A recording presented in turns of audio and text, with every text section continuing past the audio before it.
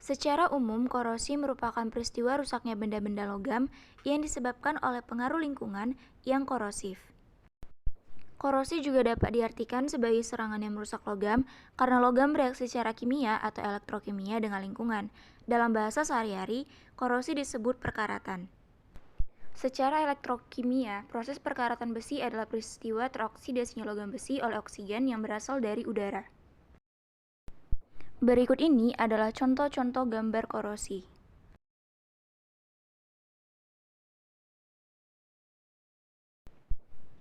Reaksi yang terjadi pada proses korosi. Proses korosi pada besi dapat terbagi menjadi dua reaksi redoks yang terpisah antara lain yaitu: yang pertama adalah proses hilangnya besi. Pada umumnya, bagian besi yang hilang adalah bagian besi yang mengalami kontak dengan air. Bagian ini disebut daerah anode.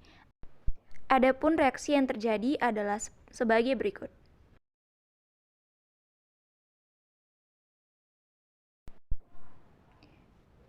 Pada umumnya, reaksi reduksi yang terjadi adalah reaksi reduksi oksigen dengan H positif.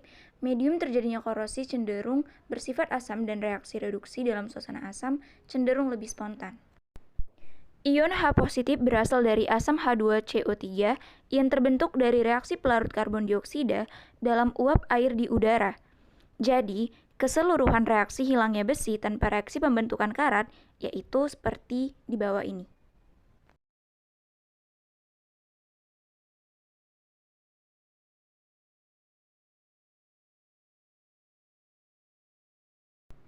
Yang kedua, proses pembentukan karat. Karat besi Fe2O3 dan NH2O yang merupakan senyawa padatan yang berwarna coklat kemerahan terbentuk pada reaksi redoks yang berbeda dengan reaksi sebelumnya.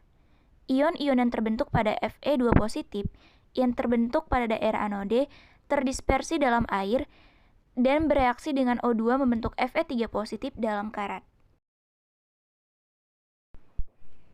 Adapun faktor penyebab korosi atau yang mempercepat korosi. Yang pertama adalah faktor air dan kelembapan udara. Dilihat dari reaksi yang terjadi pada proses korosi, air merupakan salah satu faktor penting untuk berlangsungnya korosi. Udara lembab yang banyak mengandung uap air akan mempercepat berlangsungnya proses korosi. Yang kedua adalah faktor elektrolit. Elektrolit atau asam atau garam merupakan media yang baik untuk terjadinya transfer muatan. Hal ini mengakibatkan elektron lebih mudah untuk diikat oleh oksigen di udara. Air hujan banyak mengandung asam, sedangkan air laut banyak mengandung garam. Oleh karena itu, air hujan dan air laut merupakan penyebab korosi yang utama. Faktor yang ketiga adalah permukaan logam yang tidak rata. Permukaan logam yang tidak rata memudahkan terjadinya kutub-kutub muatan, yang akhirnya akan berperan sebagai anode dan katode. Permukaan logam yang licin dan bersih akan menyebabkan korosi sulit terjadi, sebab kutub-kutub yang akan bertindak sebagai anode dan katode sulit terbentuk. Faktor keempat adalah terbentuknya sel elektrokimia.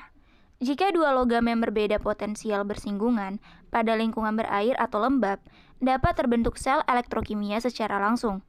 Logam yang potensialnya lebih rendah akan segera melepaskan elektron ketika bersentuhan dengan logam yang potensialnya lebih tinggi, serta akan mengalami oksidasi oleh oksigen dari udara.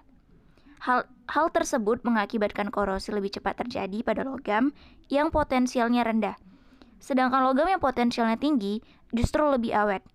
Sebagai contoh, paku keling yang terbuat dari tembaga untuk menyambung besi akan menyebabkan besi di sekitar paku keling tersebut berkarat lebih cepat. Korosi pada besi dapat dicegah dengan membuat besi menjadi baja tahan karat atau stainless steel. Namun, proses ini membutuhkan biaya yang mahal, sehingga tidak sesuai dengan kebanyakan penggunaan besi. Yang kelima, pH. Pada sebuah suasana yang lebih asam, pH kurang dari 7, reaksi pada korosi besi ini akan lebih cepat. Sebagaimana suatu reaksi reduksi oksigen dalam suasana asam lebih spontan yang akan ditandai dengan potensial reduksinya akan lebih besar dibandingkan dalam suasana netral ataupun basah. Yang keenam, suhu. Semakin tinggi suhu, akan semakin cepat korosi yang terjadi. Hal ini sebagaimana suatu laju reaksi kimia meningkat seiring bertambahnya suhu. Yang ketujuh, bakteri. Tipe bakteri tertentu dapat juga mempercepat korosi karena mampu menghasilkan suatu karbon dioksida atau CO2 dan hidrogen sulfida atau H2S. CO2 ini akan menurunkan pH sehingga dapat menaikkan kecepatan korosi. H2S dan besi sulfida atau Fe2S2 akan hasil reduksi sulfat atau SO42 oleh bakteri pereduksi sulfat pada suatu kondisi anaerob dapat mempercepat korosi bila sulfat ada di dalam air. Zat-zat ini juga dapat menaikkan kecepatan korosi. Yang kedelapan ada galvanic coupling. Bila besi yang terhubung atau menempel pada logam lain yang kurang reaktif atau tidak mudah teroksidasi, potensial reduksi ke yang lebih positif, maka akan timbul beda potensial yang dapat menyebabkan terjadinya aliran elektron dari anode ke katode. Hal ini juga yang akan menyebabkan besi akan lebih cepat mengalami korosi dibandingkan tanpa suatu keberadaan logam yang kurang reaktif. Efek ini disebut sebagai efek galvanic coupling. Korosi pada besi sendiri dapat dicegah dengan membuat besi menjadi baja tahan karat atau stainless steel. Namun, proses ini membutuhkan biaya yang mahal, sehingga tidak sesuai dengan kebanyakan penggunaan besi. Adapun cara pencegahan korosi pada besi dapat dilakukan sebagai berikut. Yang pertama adalah pencegahan dengan pengecatan. Pengecatan berfungsi untuk melindungi besi dari kontak dengan air dan udara. Cat yang mengandung timbal dan seng akan lebih melindungi besi terhadap korosi. Pengecatan harus sempurna karena jika terdapat bagian yang tidak tertutup oleh cat, maka besi di bawah cat akan terkorosi. Pagar bangunan dan jembatan biasanya dilindungi dari korosi dengan pengecatan.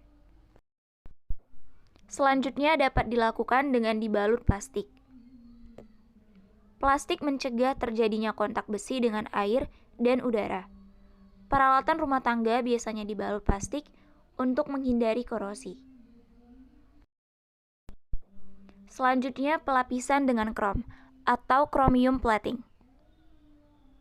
Krom memberi lapisan pelindung, sehingga besi yang dikrom akan menjadi mengkilap. Chromium plating dilakukan dengan proses elektrolisis. Krom dapat memberikan perlindungan meskipun lapisan krom tersebut ada yang rusak. Cara ini umumnya dilakukan pada kendaraan bermotor, misalnya bumper mobil. Selanjutnya, pelapisan dengan timah atau tin plating. Timah termasuk logam yang tahan karat. Kemasan kaleng dari besi umumnya dilapisi dengan timah. Proses pelapisan dilakukan secara elektrolisis atau electroplating. Lapisan timah akan melindungi besi selama lapisan itu masih utuh. Apabila terdapat goresan, maka timah justru mempercepat proses korosi karena potensial elektrode besi lebih positif dari timah. Selanjutnya dapat dilakukan pencegahan dengan pelapisan dengan seng atau galvanisasi. Seng dapat melindungi besi meskipun lapisannya ada yang rusak.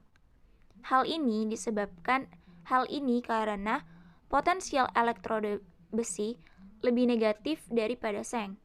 Maka besi yang kontak dengan seng akan membentuk sel elektrokimia dengan besi sebagai katode. Seng akan mengalami oksidasi sehingga besi akan lebih awet. Dan selanjutnya, pencegahan yang terakhir yang dapat dilakukan adalah pengorbanan anode atau sacrificial anode. Perbaikan pipa bawah tanah yang terkorosi mungkin memerlukan perbaikan yang mahal biayanya.